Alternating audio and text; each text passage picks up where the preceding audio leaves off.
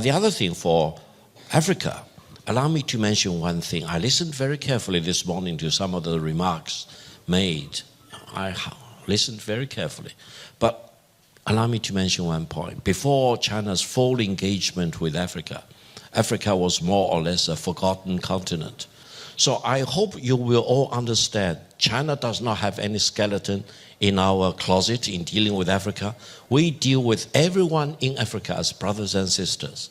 And if you ask which country built a road or highways or airports or government buildings in Africa, none of the European countries have done.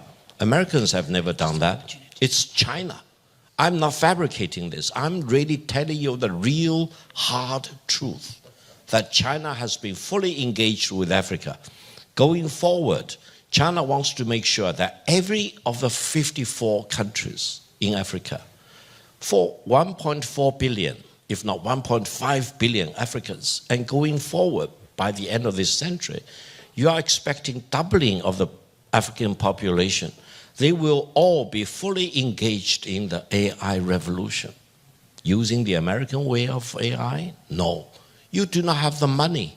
You do not have the talents to Victor, do that. Can I ask you to summing up? Yeah, I will sum up. You need to really do this in an open-sourced manner to fully engage in this. 大家好，今天这期视频给大家带来的是一场火药味十足的多哈论坛访谈节目。这场讨论聚焦气候、能源和全球南方的发展，却聊出了一个相当扎心的问题：非洲和中东想要绿色转型、发展工业，到底应该找谁？作为中国代表之一，中国能源专家高志凯也出席了这场讨论。来自利比里亚和阿塞拜疆的代表纷纷谈到能源短缺、关键矿产和气候融资等现实难题。利比里亚更是直言，非洲不想再只是把矿产挖出来卖掉，而是希望留在本地加工，创造就业，真正把资源变成自己的发展动力。而中国能源研究专家高志凯的观点更加直接，没有能源，经济根本发展不起来，没有足够的电力，连 AI 革命都可能轮不到你。他还谈到中国的新能源、核能、AI 核对非合作，并抛出一个让西方不太舒服的判断：如果非洲想真正实现绿色工业化，仅靠西方的资金和技术恐怕远远不够，而中国可能成为绕不开的合作伙伴。那么，非洲手里的关键矿产为什么不能只换成一张支票？中国究竟能给非洲带来什么？而当全球南方越来越强调自己掌握发展主动权时，西方过去那套发展模式还能继续奏效吗？接下来就让我们一起走进这场多哈论坛的现场。 My name is Elizabeth Sideropoulos. I'm the Chief Executive at the South African Institute of International Affairs, and it's a really great pleasure and honor to be here at the Doha Forum. I have to confess it's my first time here, but it's also great to be moderating a panel, which I will introduce in a couple of seconds, on a topic that I think occupies a lot of African and global South countries' considerations these days about development and the future of climate action. In the context also of a number of emerging groupings or groupings that are growing in importance, and today that discussion will be focusing on the BRICS. It's probably true to say, I'm going to make a couple of sort of opening remarks, which my panel can then also pick up. In the context of climate and development, because I think we need to see the two together, I'm going to make a statement that says that the era of development aid is dead, or is very close to dead. We have heard over the last couple of days statements from the US and others about the importance of ramping up to 5% defense spending in many countries in the global north, and that apparently is the standard now. So that, in the context also of a constrained fiscal space, I think makes issues of development finance and development aid even more challenging. It's also true to say, I think, that the age of consensus around key global challenges that require our collective action is also sort of fraying. We've just come out, as South Africa, we've just come out of the G20. We also saw some of the challenges in COP30. And so the ability to mobilize around issues that we thought maybe a few years we all agreed on, like climate change, I think is under threat. And there is a global leadership gap on a number of levels, but in the context of this panel, of course, around climate action. So, who is stepping into the breach in terms of climate, in terms of development? And I think, let me stop there and welcome Her Excellency, who will be joining the panel as well. And then I will move to the introductions.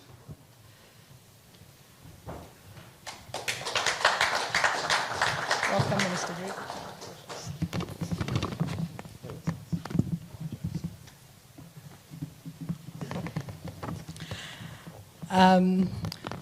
So the question is, who's going to step into the breach? What does this mean for vulnerable economies in Africa and Asia?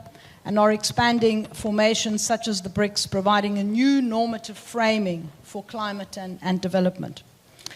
And so to have this conversation with me, I'm really, really pleased and honored to be sharing the stage with Her Excellency Sarah Nyanti, Minister of Foreign Affairs of Liberia. Welcome. The Deputy Foreign Minister of Azerbaijan, Mr. Fariz Zayev.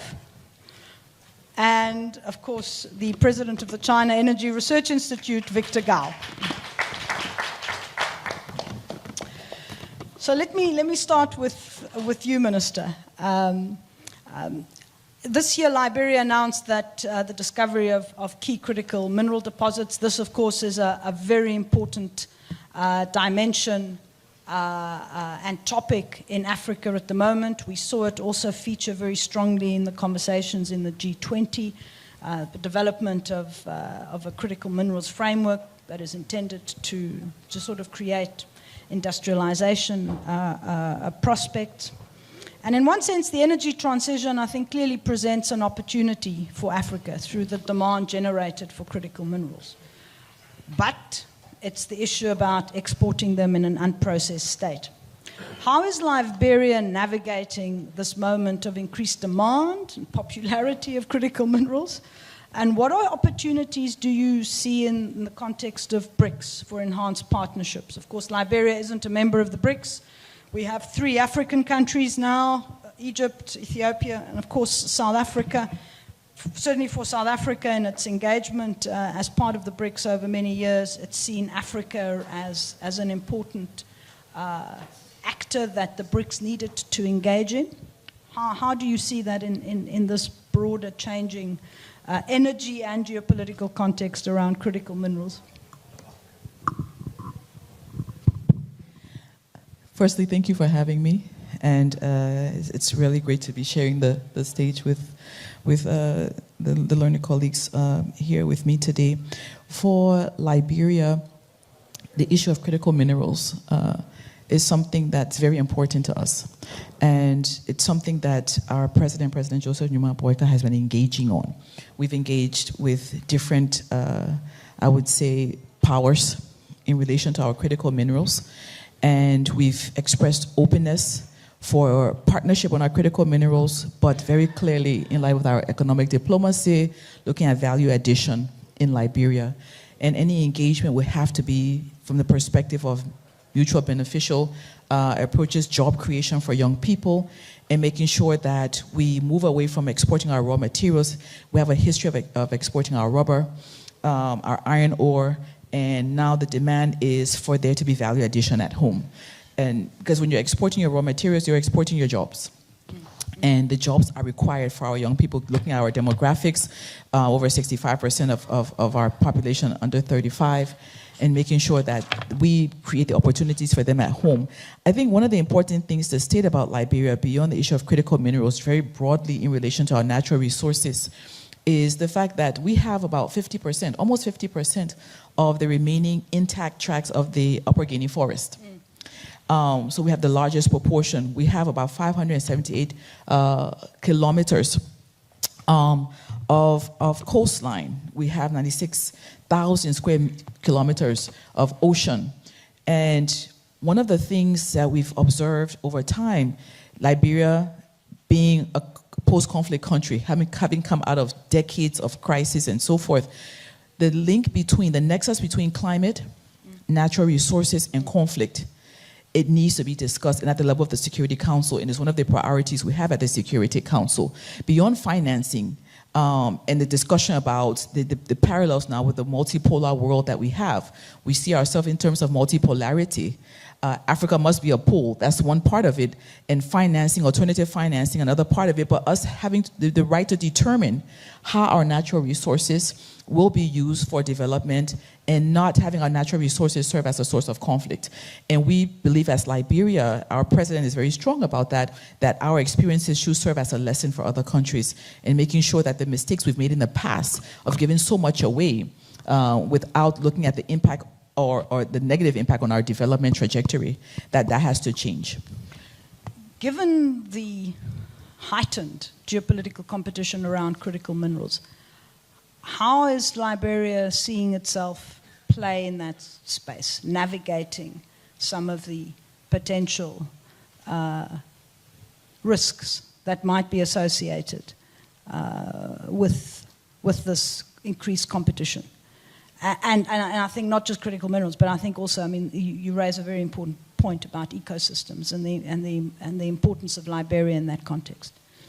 So one of the things President Boyka always says that I really like is the fact that our natural resources should work for us and not for others.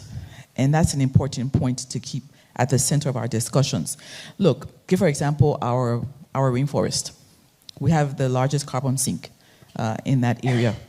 And you're being told by some powers that you must preserve it because it's important for getting to net zero.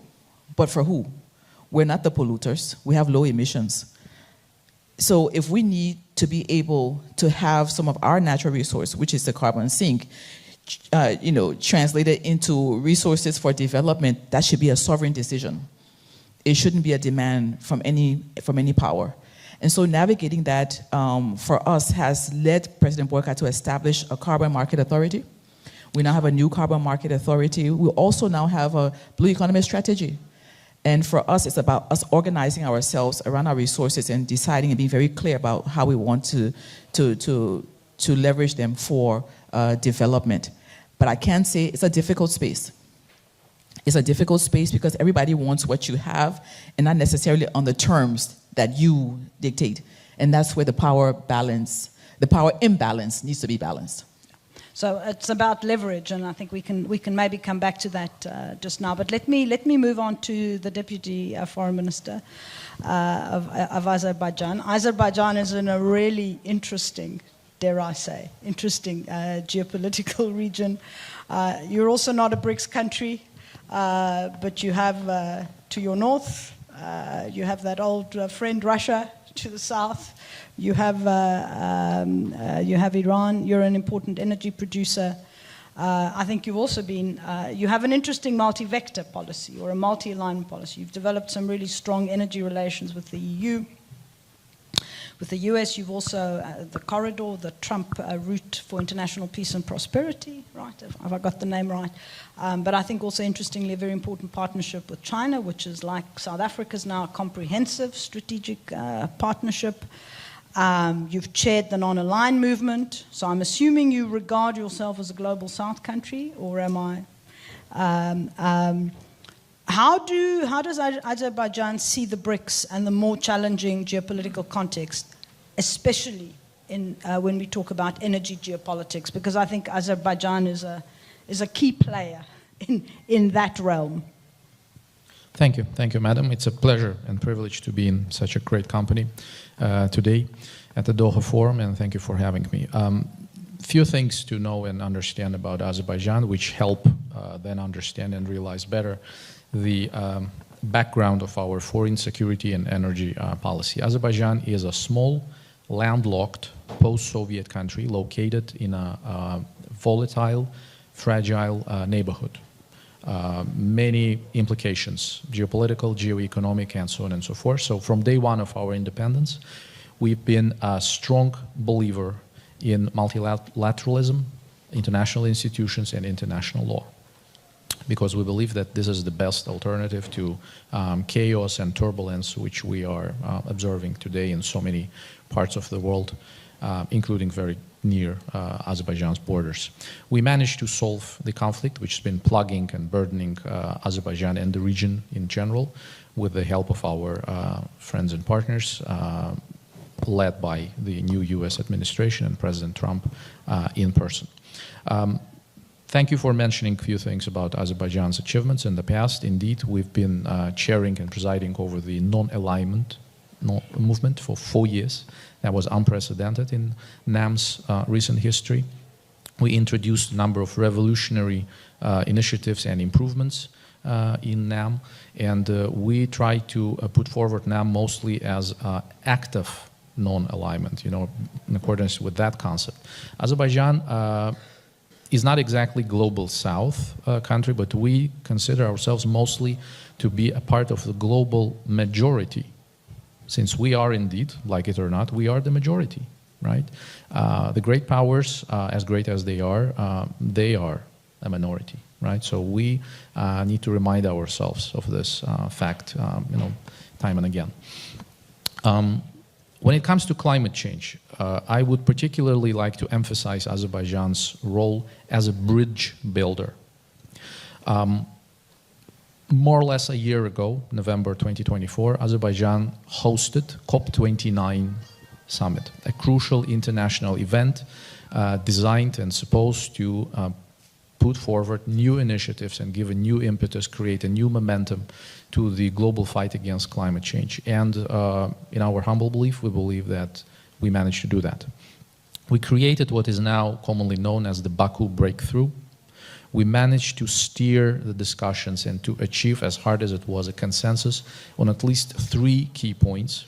We managed to triple the pledge of financial assistance designed for small island and developing states, right?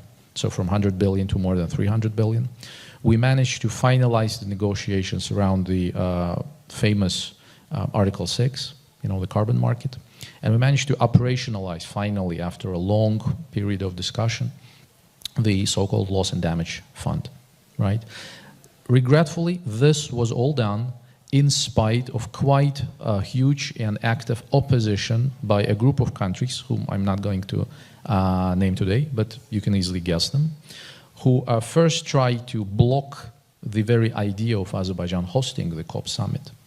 Then, when they failed, because dozens and dozens of leaders, heads of state, heads of government attended and contributed to Baku Breakthrough, they tried to block and oppose the discussions aimed at reaching consensus and reaching result-oriented practical solutions.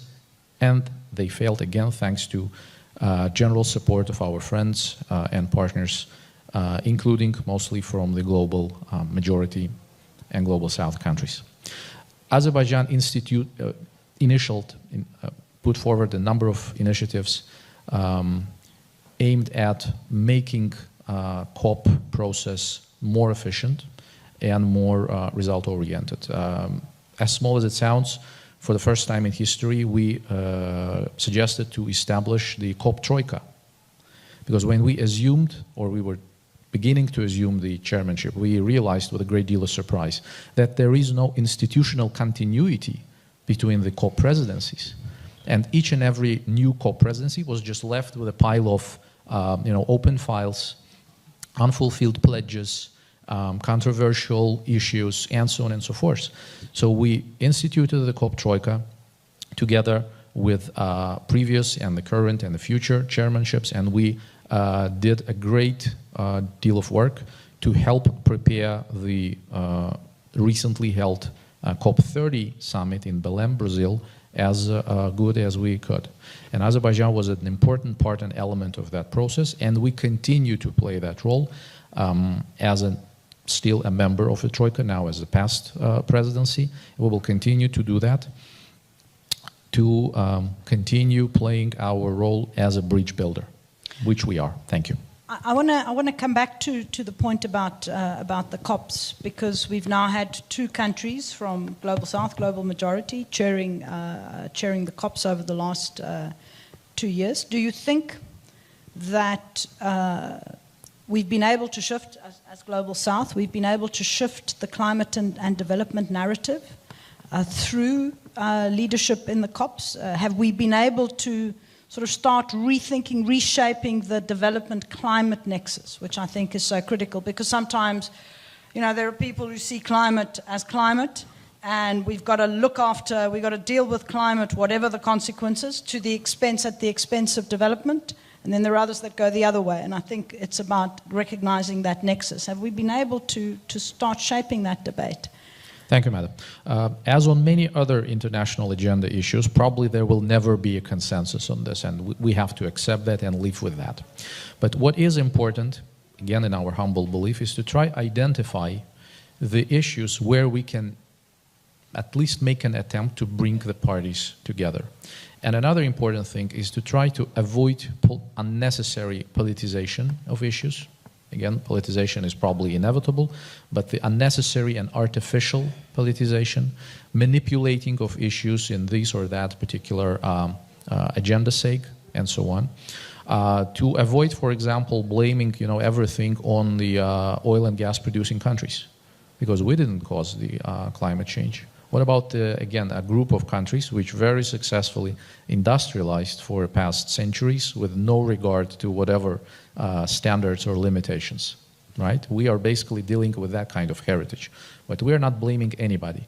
What we need to focus on is to work on result-oriented, down-to-earth solutions, mostly having in mind the vulnerable groups, the small island developing states, the mountainous communities who are losing sources of income, whose nature, landscapes are actually shifting under their feet and in front of their eyes.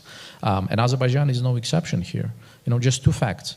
In past 20 years, the level of the Caspian Sea went down 2 meters. 1.5 meters in just past 5 years. Sure. Again, in past 20 years, according to space satellite imagery, Azerbaijan's volume of Azerbaijan glaciers, the natural sources of fresh water, again, decreased 20%. We are witnessing some very serious and very negative processes, no matter how you label them. So we need to think about solutions. Thank you. Great, thanks. Let me move to you, Victor. Sort of the one BRICS country, well, 2 BRICS countries, you and me, on the panel. I think it's really been interesting to see how BRICS, particularly this year, but it's been building up over some time, has really accelerated the cooperation on climate and energy. This year we had some really interesting outcome documents from Brazil, principles for fair, inclusive and transparent carbon accounting in product and facility footprints, report on intellectual property rights, which I think is really, really important, linked to options to enhance climate change, technology cooperation, there's establishment of a lab for trade, climate change and sustainable development, and it was interesting to see trade now come into the COP30 discussions and outcomes. And I think in 2024, during the Russian presidency, BRICS established a carbon markets partnership. So there's a lot happening. Of course, with the expansion of the BRICS, we now have a big group of countries that are actually energy producers, mostly fossil fuel producers, and also large energy consumers. But what I want to come to you on is, of course, looking specifically at China, it's a renewable energy superpower, but it's also ramping up its new coal power capacity. Far be it from a South African to comment on coal, but nevertheless. The rest of the world, and particularly in Africa, and we saw that as part of South Africa's G20 presidency, I think the Global South is really looking to grow green jobs, to look at green industrialization. A lot of this is at the moment concentrated in China, if you're thinking of e-vehicles, batteries, and so on and so forth. How does China see its role in relation to the BRICS and the Global South in that regard, in terms of helping helping Africa to green industrialize. The development paradigms of the 20th century no longer hold. So, where is China on this? Thank you very much, Elizabeth. It's my great honor to be back in Doha for the Doha Forum. And I'm very much privileged to share the stage with the two excellencies. And it's such a great honor to meet all of you. Allow me to, first of all, to express my personal condemnation of the Israeli attack on Qatar. I consider that as an act of war, as an act of aggression, and there is no justification, no excuse for such act of aggression against the state of Qatar. And I also want to express my personal appreciation to President Trump for his personal intervention against this act of war committed by Israel against Qatar. And I hope Israel will never launch another attack on Qatar, because otherwise you destroy peace and security in this part of the world. Now, secondly, thank you. I really mean it. I'm completely on the side of the Qataris, and I appreciate the Prime Minister of Qatar when he used very moderate terms. He didn't go outright in condemning such act of aggression as I did just now, but I think I speak the truth. I'm on the right side of history. No country should be allowed to unilaterally attack another country. And for Qatar to play such an important role in mediation makes the whole attack even more heinous, I think. Now, coming back to your question, allow me to mention several things. BRICS is a reality now, and BRICS is taking on more and more substance in addition to whatever it accumulated for more than 2 decades. And I think BRICS eventually will be a very powerful platform, expressing voices of all the BRICS member states as well as the partner nations. And now we have 11 full members, 10 partners. And I understand there are about 24 countries applying to join BRICS. So in the coming few years, you will see BRICS to gain more and more strength. That's number one. Number two is that I express huge interest in the fact that within the BRICS memberships, as well as the partners, there are so many important power-producing, energy-producing countries, as well as energy-importing countries.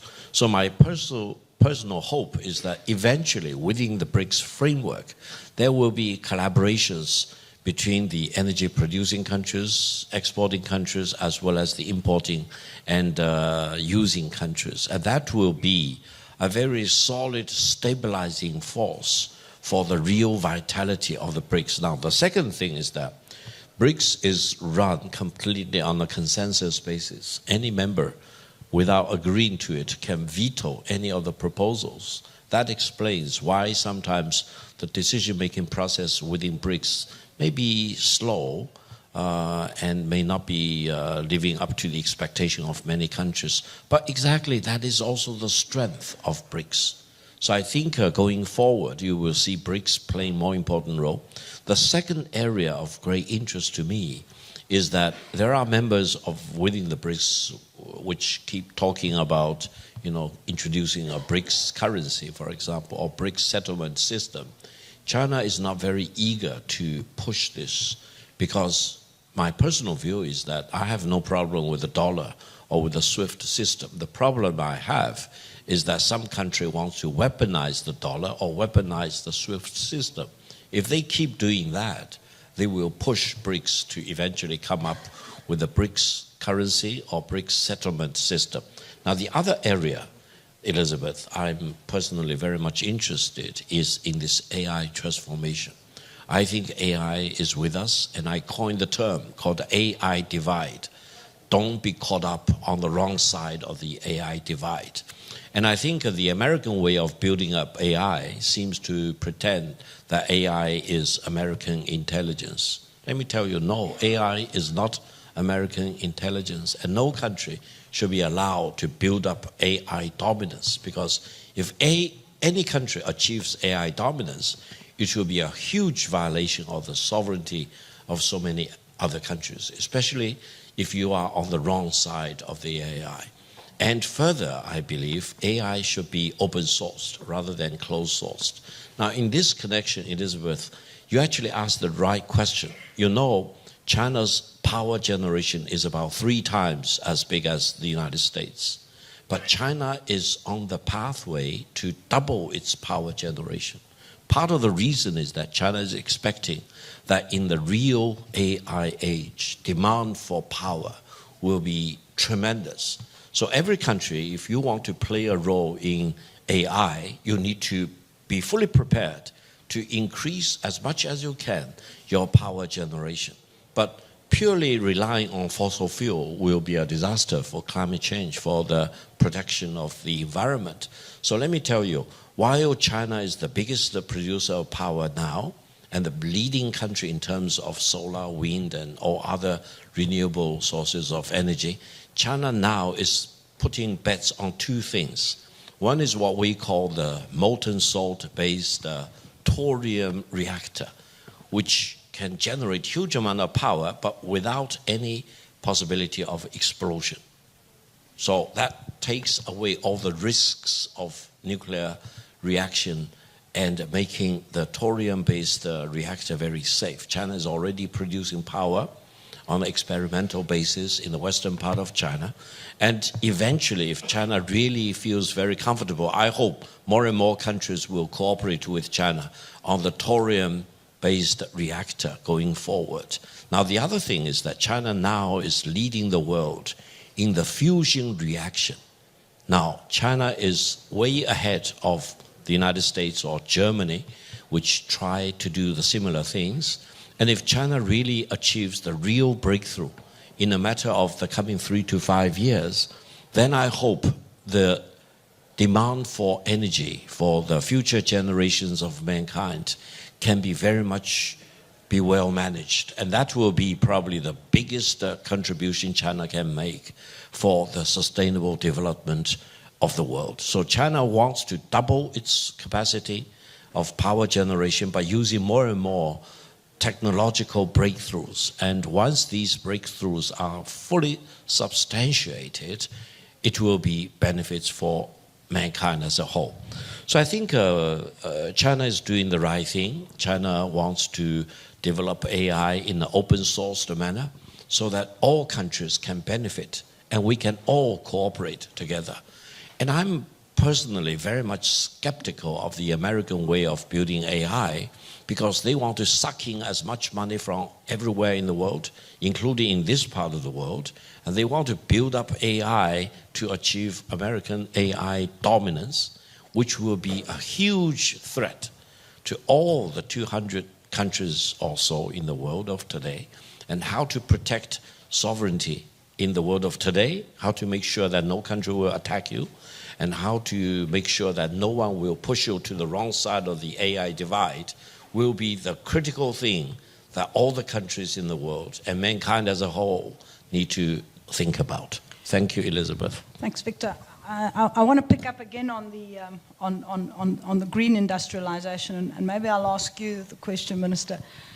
I think Victor has highlighted quite clearly the possibilities, and I like the American intelligence, but the possibilities, how much more energy, rather, we will be requiring across the world in order to power artificial intelligence.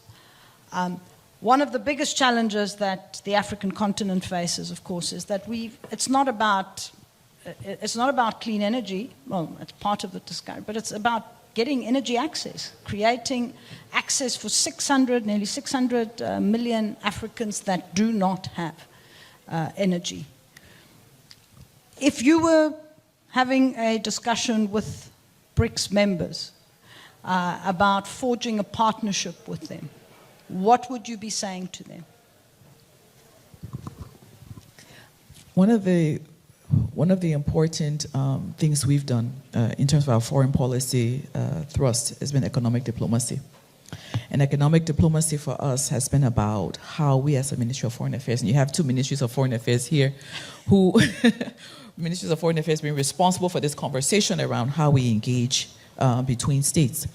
And for us, it's about how we partner in a way where we take diplomacy to another level, where diplomacy is not just about the past of public diplomacy and political discourse and so forth, but really about how we transform our countries. And energy is critical.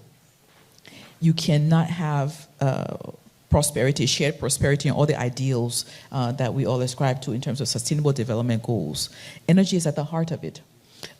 You cannot have jobs created through in the private sector if investors do not have the energy they need to power the various industries they want. And I think at the end of the day, when you're talking about China and the green revolution in China and the energy revolution in China, and we're talking about value addition at home and critical minerals and the use of critical minerals in Africa and so forth, that's where the partnership comes in.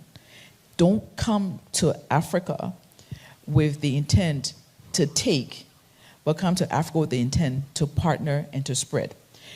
Energy solutions can be made at home. We have the critical minerals that are required.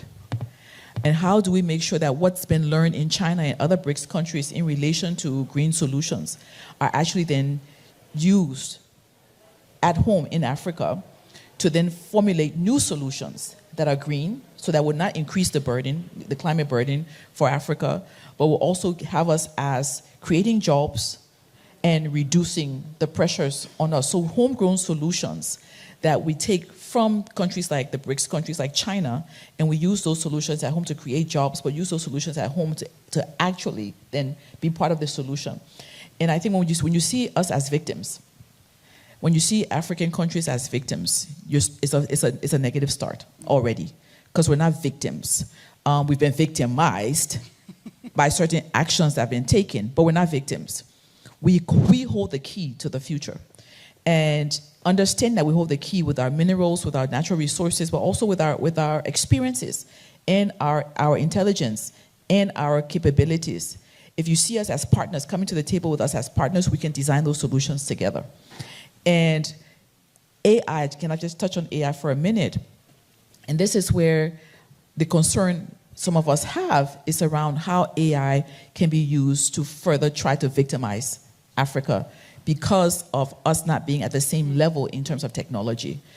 And if people are really interested, if powers are really interested in us having a just world, a just and peaceful world, we'll come to the table from the perspective of the fact that you have a huge youth bulge, huge creativity in Africa. And this is where, in terms of the solutions around AI and how we use AI constructively, can be engaged. We can reduce. This morning we heard about an attempted coup in Benin, and it's been resolved. But at the end of the day, this cannot be the future of Africa. But conflicts come about because of an imbalance in terms of natural resources and in terms of how those natural resources are used to transform lives. And so energy is one of them. Energy is critical, but we can partner in a way where we build on the demographic dividend and use that to really strengthen Africa's position, getting power across Africa. And I don't want to come across as if I'm here to just praise my president, but I'm so proud to be part of a leadership where within just 2 years, we've seen a huge spread of access to energy.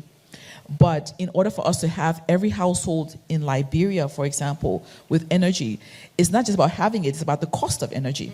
Yeah. The cost of energy. And how do we have energy solutions that are affordable for the poorest of the poor?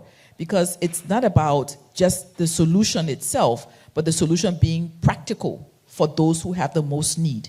And those with the most need are not the ones that have the voice and agency to be able to negotiate. So I think the role of the Ministry of Foreign Affairs in the various countries in the global majority, and I like that, thank you for that. The role for the global majority is how this conference, this Doha Forum this year, the first 2 words are diplomacy and dialogue. How do we make sure diplomacy and dialogue take us to the end result, which is about having a more just and peaceful world, and making sure our resources are not used to further victimize, but are used to actually build constructively. And I think one of the big challenges that we have faced is about the economies of scale in terms of energy affordability as well on the continent. And I think there needs to be real partnership there between industry, private sector, and the state in order to be able to create to make it more affordable. I think. I want to ask you a very quick question, Deputy Minister, and that is, and it's going to be a provocative question, and I'm sure others want to weigh in, and that is, do you think that CBDR, that common but differential responsibilities in the climate space, is dead, given where the discussions are going in, dare I say, the global minority? Nothing is dead. Short and honest, and maybe, again, a bit complicated answer is that nothing is dead. It all depends on our, in the end of the day, pooling our national efforts. And I want to echo distinguished Madam Minister's remark about national energy solutions at home, which is an indispensable and inevitable building block for any international, global, sustainable effort. And I want to stress the word sustainable here. Again, closer to our home, let's take a case of Azerbaijan. 3 points. This year we celebrated the 5th anniversary of liberation of our territories, which remained under illegal foreign military occupation for almost 30 years. As soon as we liberated them, we realized that everything is destroyed, demolished, and before we bring back people, we need to rebuild housing, infrastructure, roads, and so on. And to do that, we need energy. So the obvious solution would be, just to pump oil and gas in those territories. But my president said no. We need to be smarter than this, and we need to be vision-oriented, forward-looking. So what he did is he designated the entire liberated area to be the green energy zone. And that is, just to remind you, represents 20% of Azerbaijan's sovereign territory. So imagine every country on this planet designating at least a part of its territory, a province, a region, here and there, a green energy zone, what kind of an impact it would have globally. Second, as of today, Azerbaijan produces around 20% of our energy mix from green alternative renewable sources. Our intention is to double this and to bring this to 40% in less than 5 years. And we are well on the way to do that. Third point, echoing first and second one, we are not building only national capacity, but we are already cooperating with our cousins, as I like to say, across the Caspian, the great nations of Kazakhstan and Uzbekistan, to produce green energy, green electricity, which would be more than enough for domestic consumption and available for export in all possible directions. Thank you. Great. Thanks. Let me come to you, Victor. Maybe two questions, and then let's see if we get an opportunity to ask, to move to the questions from the floor. I mean, China is playing a really important role in technology development that helps to combat climate change, climate action. A lot of the BRICS statements, and now we saw it also in the G20 statement last week or 10 days ago, talk about the importance of technology neutral interventions to help deal with climate action. What are the initiatives that China specifically might be taking, also in the area of intellectual property rights, given that is also a hot issue for global South countries, in terms of working together with African countries on helping both to increase energy access, but at the same time to do it in a smart and efficient way? Thank you very much, Elizabeth. I think Her Excellency Sarah mentioned the national energy policy. I'm the chairman of China Energy Security Institute. We constantly look at the interaction between energy as widely defined and security as widely defined. Allow me to mention, for any country, without your own tailor-made national energy security strategy, your economy is doomed. Really, without energy and without a strategy, you cannot really run your economy. In that sense, I'm very much concerned about Germany in Europe. I'm very much concerned about Britain, because they are really failing in lining up their energy security strategy. Now, for Africa, before I talk about Africa, let's talk about this part of the world. In addition to oil and gas, do you know which other source of energy they are enjoying the abundance? Solar, very obviously. So my advice to all countries in this part of the world is that pool all your resources and develop solar energy as much as you can, so that you do not need to use that much of crude oil or natural gas to generate electricity. But do you know there is a huge kind of negative competition by the Americans, by the Europeans? They accuse China of producing solar equipment and solar panels. Why should we fail in cooperation between the Chinese and the Americans and the Europeans to make sure that people and the countries in the Middle East can really put their very extraordinary solar resources to the best use, so that they can really achieve sustainability of development without having to use their own resources like crude oil and natural gas? So that's one of the possibilities. Now, the other thing for Africa, allow me to mention one thing. I listened very carefully this morning to some of the remarks made. I listened very carefully. But allow me to mention one point. Before China's full engagement with Africa, Africa was more or less a forgotten continent. Part of the reason was very obvious. Many European countries and the United States had huge skeletons in their closet in dealing with the Africans. Hundreds of years of colonial rule, slavery in the United States, for example, and even for our distinguished excellency and the country she comes from, Liberia. Liberia was founded by the deported slaves from the United States after the American government realized that they no longer needed that many slaves working in the cotton fields and other fields. So they do not want to keep the African slaves as people in the United States. They deported them. They deported them to Liberia. That's the origin of Liberia. So I hope you will all understand China does not have any skeleton in our closet in dealing with Africa. We deal with everyone in Africa as brothers and sisters. And if you ask which country built a road or highways or airports or government buildings in Africa, none of the European countries have done.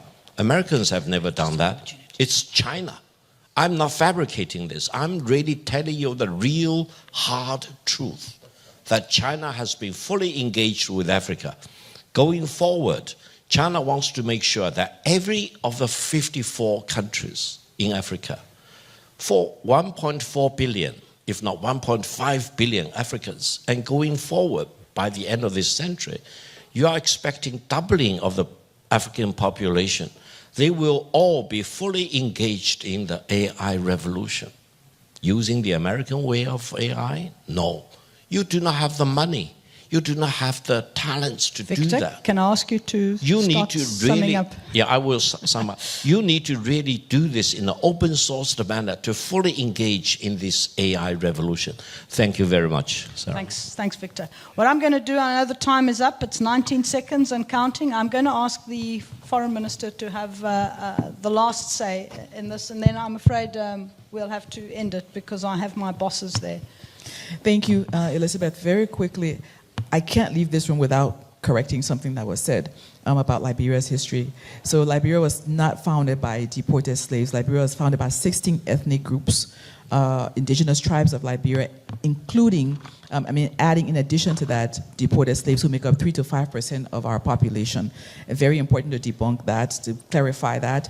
And Liberia today still has less than 5% of what we call settlers that came from the US, also from the Congo, and also from Barbados. Very important.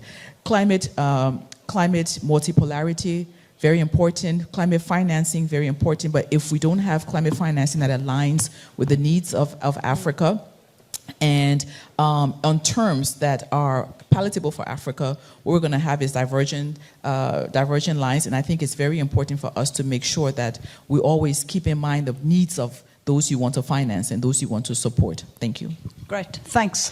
Thanks very much. Let's give them all a round of applause. I'm afraid we are being told we have to move on, but just concluding remarks. Thank you very much to all three of you. I think it's been a really interesting discussion. Suffice to say, I think the debate is shifting. I think there are new actors that are rising.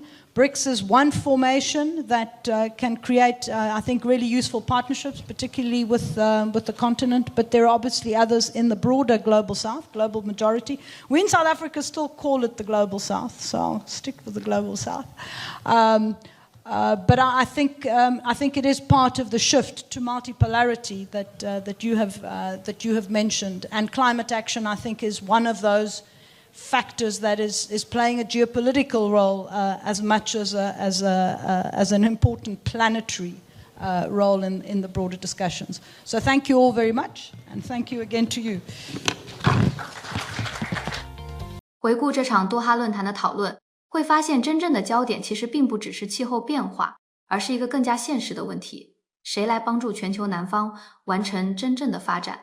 非洲有矿产，有森林，有巨大的年轻人口，却长期面临能源不足、产业链薄弱等问题。利比里亚代表说得很直白，非洲不想继续出口原材料，最后连就业机会也一起出口了。而高志凯强调的，则是中国正在提供另一种可能，从太阳能、电池、新能源汽车到基础设施和能源技术，中国希望把更多技术和产业能力带到非洲，而不是只把非洲当成资源供应地。当然，这种合作也伴随着争议，西方担心中国扩大影响力，非洲则越来越强调资源掌握在自己手里，发展道路也应该由自己决定。更值得注意的是， AI 时代又把问题推到了一个新高度，没有稳定电力， AI 就是看得见摸不着的高科技，没有足够资金和技术，全球南方很可能再次被挡在新一轮产业革命之外。所以这场讨论真正值得思考的，也许不是非洲到底该选中国还是西方，而是非洲能不能从被选择的一方变成真正能够自己做选择的一方。当全球格局越来越多极化，当金砖国家不断扩大，未来的世界或许不再是谁规定规则，其他国家照着执行，而是更多国家坐到同一张桌子上谈条件。那么你认为非洲未来的工业化能否借助中国的技术、制造业和基础设施经验实现真正突破？中国与全球南方的合作会不会进一步改变世界经济格局？欢迎在评论区留下你的看法，我们下期内容再见。